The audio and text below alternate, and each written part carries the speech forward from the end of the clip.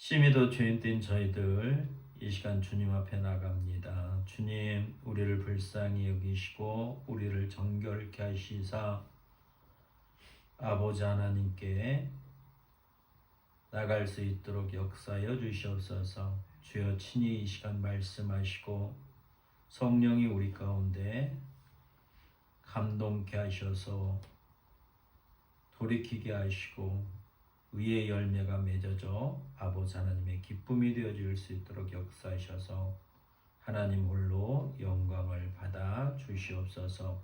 감사하며 예수님의 이름으로 기도하옵나이다. 아멘. 오늘도 주께서 우리를 사랑하셔서 우리를 불러주셔서 주님의 제자 삼으시고 또 하나님의 종으로서 하나님과 어떻게 화평을 이루며 살아갈 수 있을까에 대한 말씀을 하고 계십니다. 오늘 야고보서 3장 13절 이하에 말씀하시기를 우리가 주님의 제자이면 주님을 드러내야 되는 거잖아요. 그래서 주님을 드러내기 위해서는 주께서 우리와 함께 하신다는 것을 사람들에게 세상에 널리 선포하고 나의 행실을 드러내는 겁니다. 그래서 이렇게 하기 위해서는 우리에게 필요한 것이 있는데 그게 뭐냐면 주님이 가지고 있는 지혜와 총명이 우리에게 있어야 된다고 말씀하고 계세요. 하나님 앞에서의 우리의 지혜, 우리의 총명이 어떠한 것인가에 대해서 말씀하고 계십니다. 내가 예수님의 제자이면 선생님을 드러내는 것보다 선생님한테 이런 것을 배웠다. 그래서 내가 누구의 제자이다라고 우리가 말하는 거잖아요. 그와 마찬가지로 예수님으로부터 우리가 배워서 예수님이 우리에게 본을 보여주신 것처럼 나도 주님이 보여준 그 본을 따라 살아가는 겁니다. 그래서 이게 복음이거든요. 복음. 우리는 본래 죄 아래에서 태어났기 때문에 주님의 은혜가 임하고 주님이 은혜로 우리를 덮지 아니하시면 우리는 늘 죄 아래 있는 사람입니다. 이게 우리 속사람이 변화되지 않으면 우리는 늘 죄 아래 죄의 종으로 태어났기 때문에 죄로 끌려다닐 수밖에 없게끔 우리는 그렇게 만들어졌던 사람들이에요. 근데 주님이 우리를 부르셔서 그분의 모든 것으로 우리에게 은혜를 베풀어 주셔서 또 그분이 우리를 가르치셔서 우리가 하나님 앞에 의롭다 할 수 있게끔 만드시고 그러므로 말미암아 우리가 하나님과 화평을 누리며 살아갈 수 있습니다. 그래서 이렇게 지혜와 총명으로 충만해질 때 하나님의 의가 드러날 수 있습니다. 그래서 오늘 말씀하고 계십니다. 우리에게 지혜와 총명이 있는 사람은 주님으로부터 가르침을 받고 그 가르침 안에서 살아가는 사람들은 주님을 그러니까 지혜와 총명을 드러내면서 살아간다 이렇게 말씀하고 계세요. 13절 너희 중에 지혜와 총명이 있는 자가 누구냐 그렇게 주님으로부터 지혜와 총명을 배워서 그 본을 보이고 살아가는 사람이 누구냐는 거예요. 그러면 그 사람은 선행으로 말미암아 지혜의 온유함으로 그 행함을 보일지어다. 주님이 행하신 것처럼 네가 주께서 우리에게 본을 보이고 말씀하시고 행하셔서 우리를 가르쳐 주셨던 것처럼 나도 그렇게 교육을 받고 그렇게 가르침을 받았으면 그거를 온유함으로 하나님의 그 지혜를 주님의 지혜를 우리 보고 그렇게 행하라 그것을 보여라 이렇게 말씀하고 계세요. 이게 주님의 제자된 우리의 삶의 도입니다.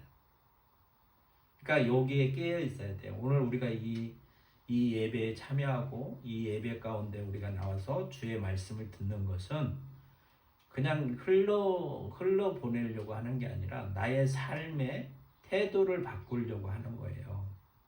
또 주님이 이렇게 오늘 이 말씀으로 우리를 양육하시는 건 뭐냐면 하나님과 화평을 이루게 하시려고 우리에게 말씀하셔서 우리의 삶과 우리의 생각과 우리의 삶과 우리의 마음을 바꾸셔서 하나님과 화평을 이루게 하시려고 하는 복음입니다. 그래서 이제는 우리가 말씀을 들을 때는 우리가 마음에 새겨야 돼요. 새겨서 내가 항상 나의 삶 속에서 이걸 적용하고 살아가는 사람입니다.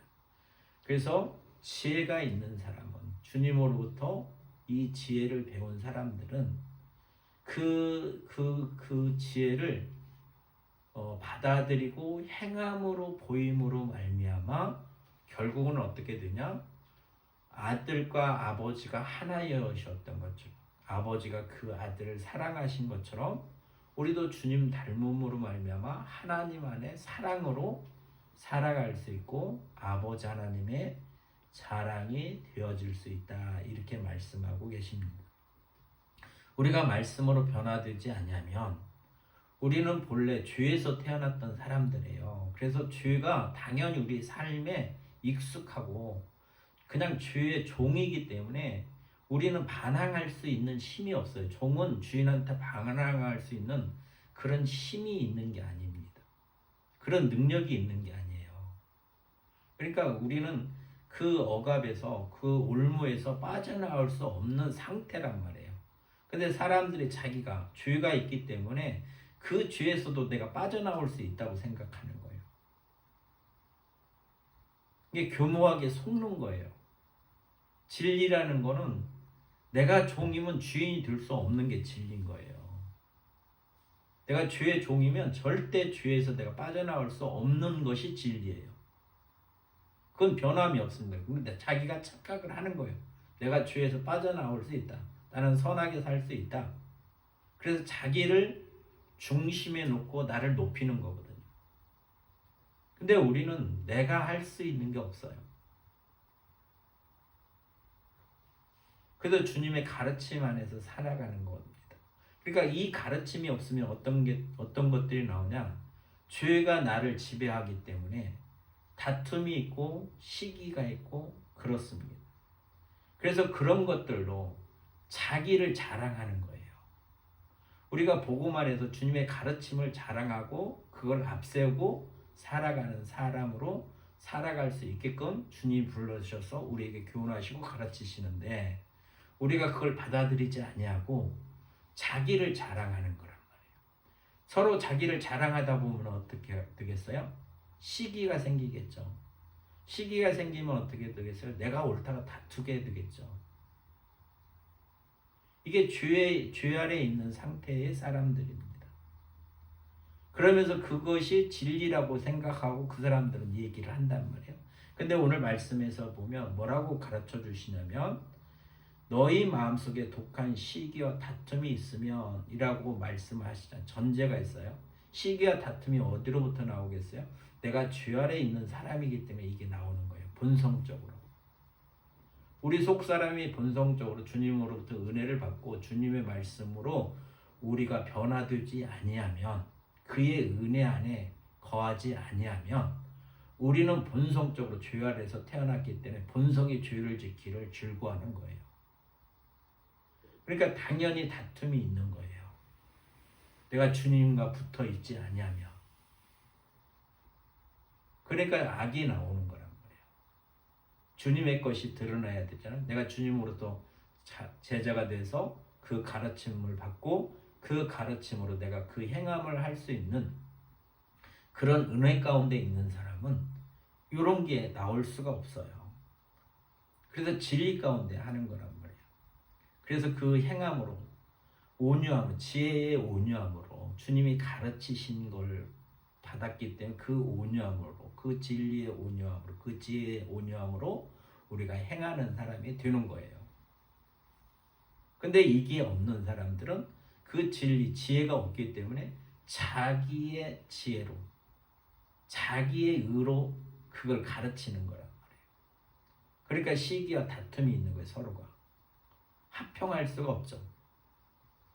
그래서 이거는 거짓을 하는 거다. 진리를 거슬려 거짓을 말하는 것이다라고 가르쳐주고 계십니다.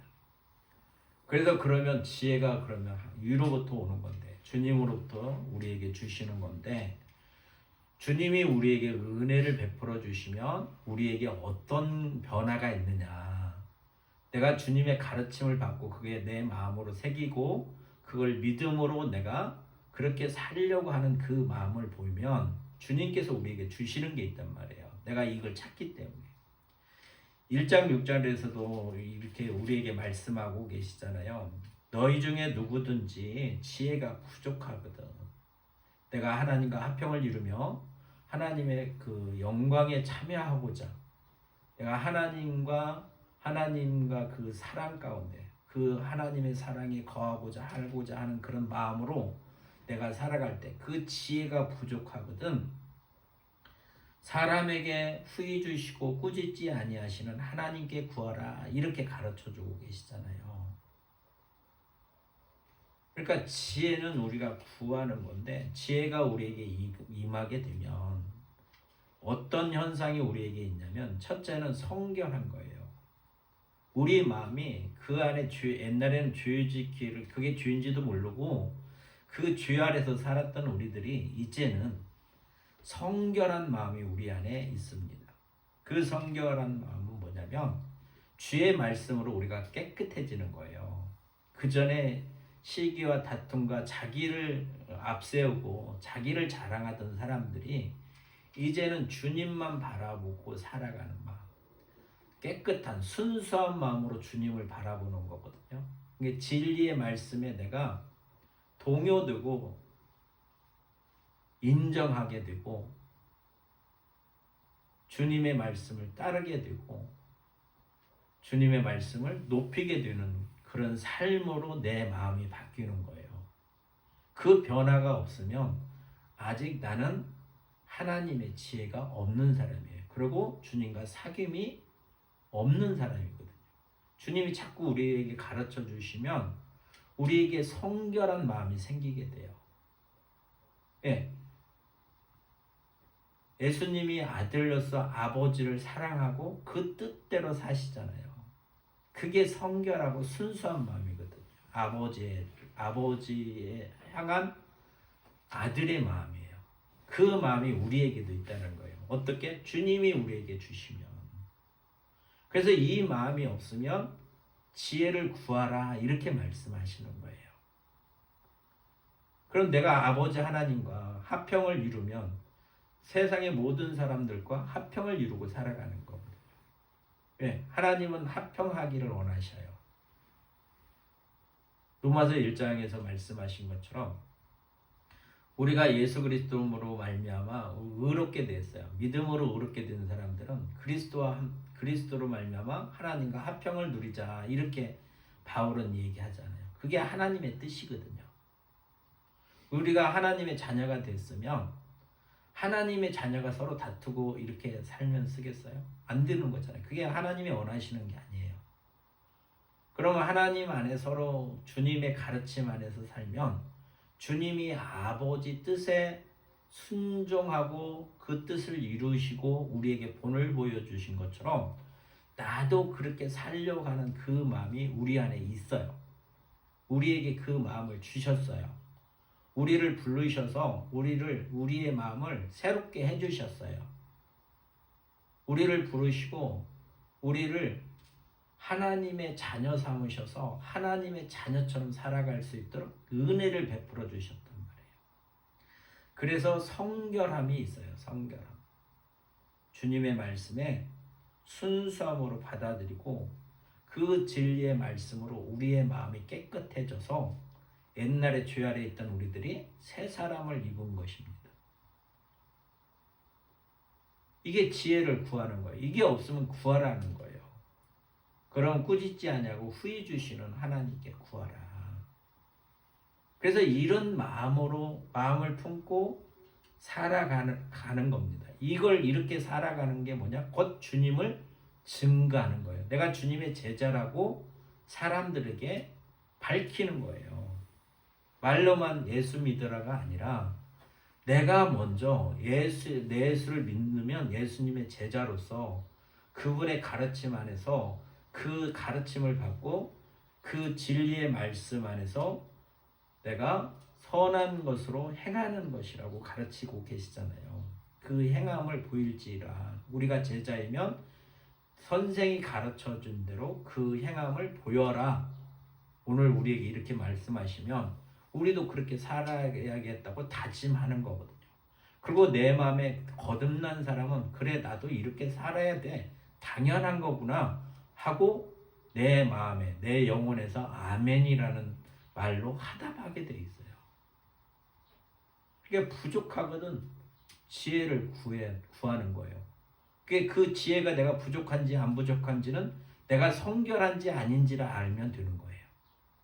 그럼 이 성결함이 없으면 구하는 거죠. 그 다음에 합평이 있어야 된다는 거예요. 주의 말씀으로 내가 성결해지면 하나님과 합평을 이룬다는 그 열매가 합평이 있다라는 거예요. 하나님의 말씀에 대적하지 아니하고 하나님의 뜻대로 순종하고 살아갈 때 합평함을 이룰 수 있습니다. 아들이 아버지와 합평함을 이루신 것처럼 우리도 그 합평함을 구해야 돼요. 그러니까 나의 마음의 변화 속에서 아버지를 사랑하고 아버지 뜻대로 살려고 하고 그래서 하나님과의 그 관계가 하나님 뜻 안에서 설정이 돼서 그렇게 순종할 수 있는 그런 마음이 있을 때 하나님과 합평을 이룰 수 있는 겁니다. 그러면 내 삶이 하나님과 합평을 이루려고 살아가는 삶인가 생각을 해보세요.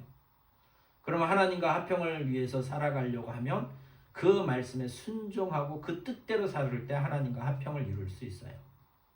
그러면 이게 없으면 지혜를 구하라고 말씀하시는 거예요. 또 지혜가 있는 사람만이 이렇게 할 수 있다라는 거예요. 세 번째는 간용하다는 거예요. 간용. 사람과 관계 속에서 주님이 내 자신을 생각해 보세요.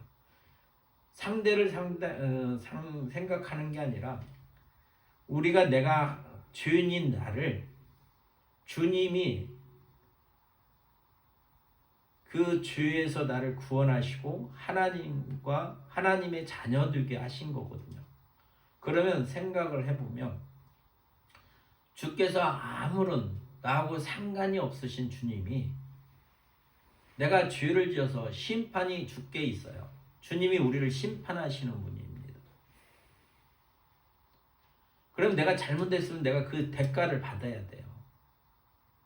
근데 생각을 해보세요. 우리가 그 죄를 범했음에도 불구하고 주께서 그 대가를 우리에게 치르게 하신 적이 있는가?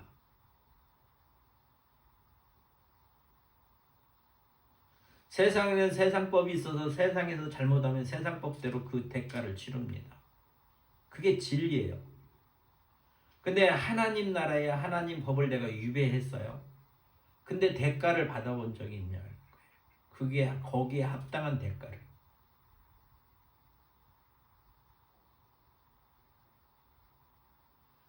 그 대가를 그래서 주님이 우리를 심판하셔야 하는데 지금도 심판하지 아니하시고 그거를 용납해 주시는 거예요.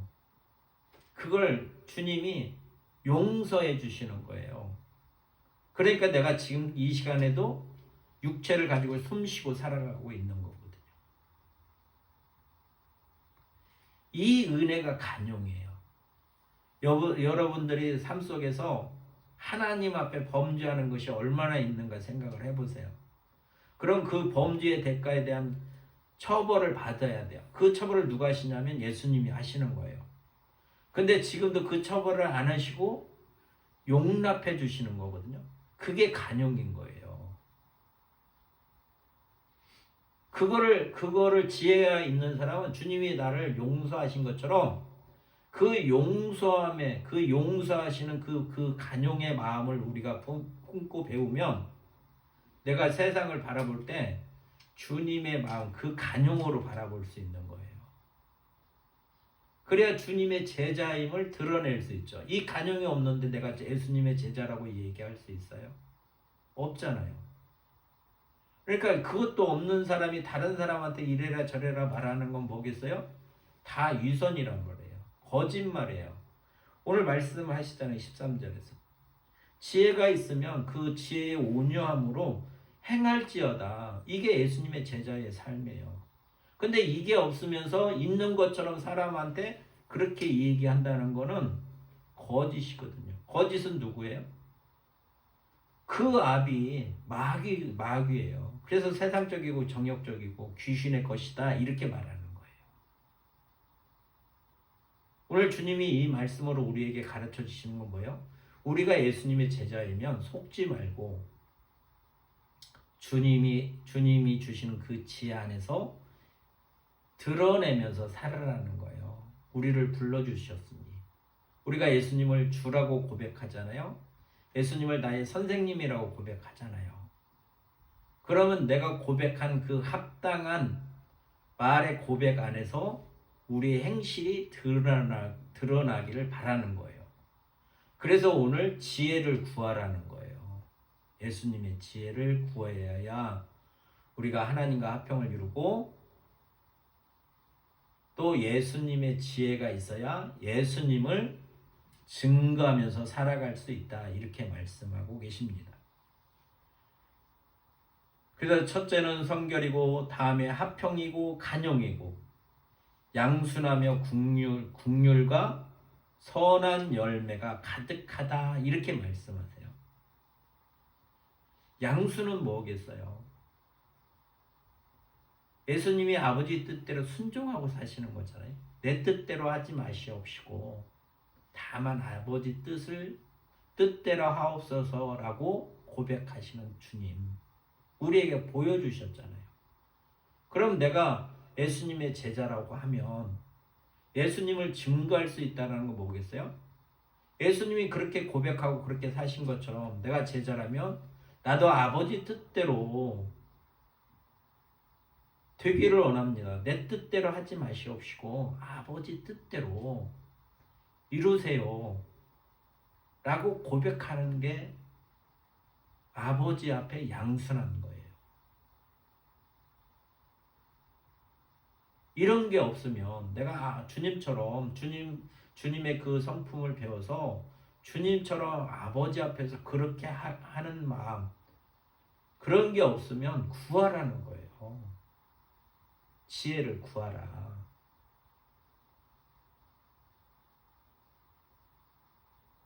그래야 우리가 주님을 드러낼 수 있는 거잖아요. 주님을 증거할 수 있어요. 나를 가르치신 분이 예수님이신데 예수님이 나에게 이렇게 가르치시고 이런 능력을 주셔서 나는 하나님과 이렇게 화평하고 살아가 라고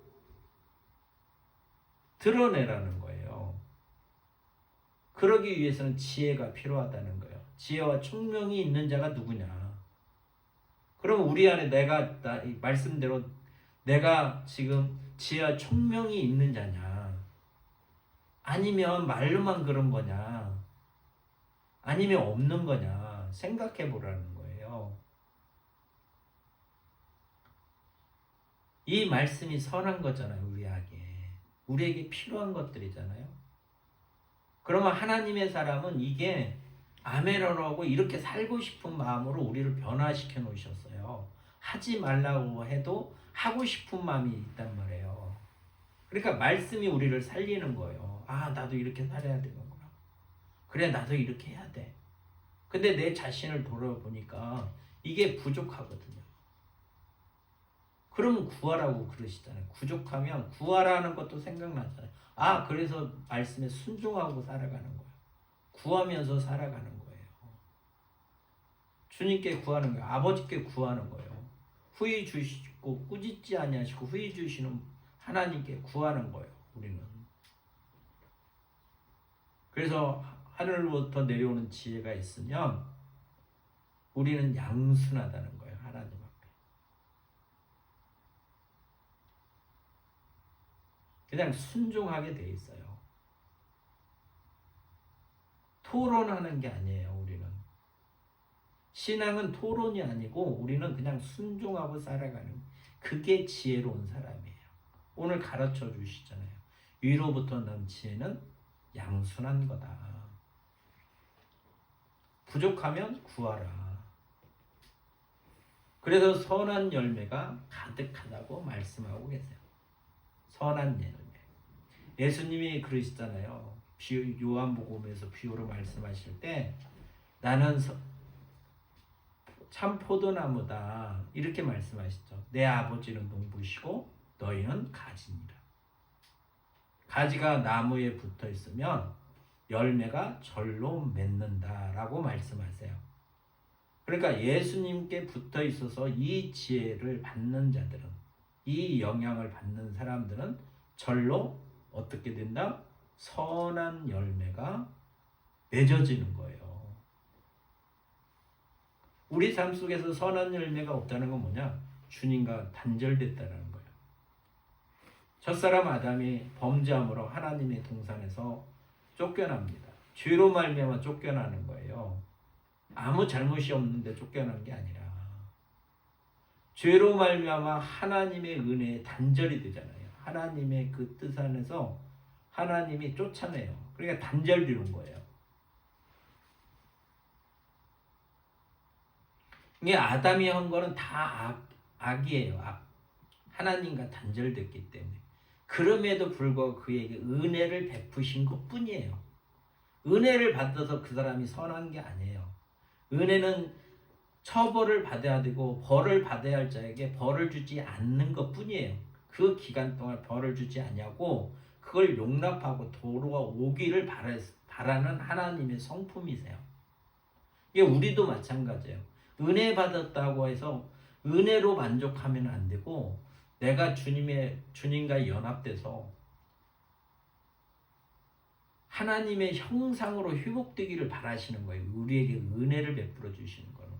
그러니까 처벌을 받아야 되는데 내가 처벌을 지금 받지 않고 있는 거는 뭐냐면 내가 이뻐서 처벌하지 않는 게 아니라 우리에게 기회를 주시는 거예요.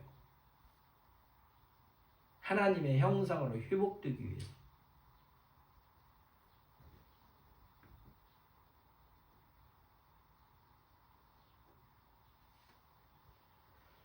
(17절) 다시 한번 말씀을 봉독해 보면 오직 위로부터 난 지혜는 첫째 성결하고 다음에 합평하고 다음에 이제 간용하고 양순하며 긍휼과 선한 열매가 가득하고 편견과 거짓이 없나니 합평하게 하는 자들은 합평으로 심어 의의 열매를 거두느니라 라고 말씀하고 계세요.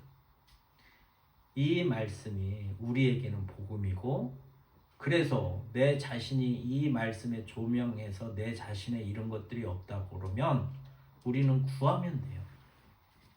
지식이 부족하거든 구하라 이렇게 말씀하고 계시잖아요. 그래서 우리가 이 믿음 가운데 우리에게 이 믿음을 주셔서 우리를 부르시고 오늘도 말씀하시는 주님을 믿고 또 의지하고 또 아버지께서는 우리에게 이렇게 하시겠다고 말씀하신 것을 가르침을 받았으니까 이제는 이 가르침 안에서 살아가는 복 있는 삶이 되시기를 주의 이름으로 축원합니다. 참 좋으신 아버지 하나님 감사합니다. 우리를 사랑하셔서 자녀 삼으시고 하나님과 화평을 이룰 수 있도록 이 시간도 우리에게 지혜를 구하라고 말씀하셨고 우로부터 나오는 지혜는 무엇인가를 알게 하셨사오니 우리가 이 말씀을 새기고 또 우리의 삶 속에서 살아 하나님 역사하게 하셔서 아버지 홀로 영광을 받아 주시옵소서. 감사하며 예수님의 이름으로 기도하옵나이다. 아멘.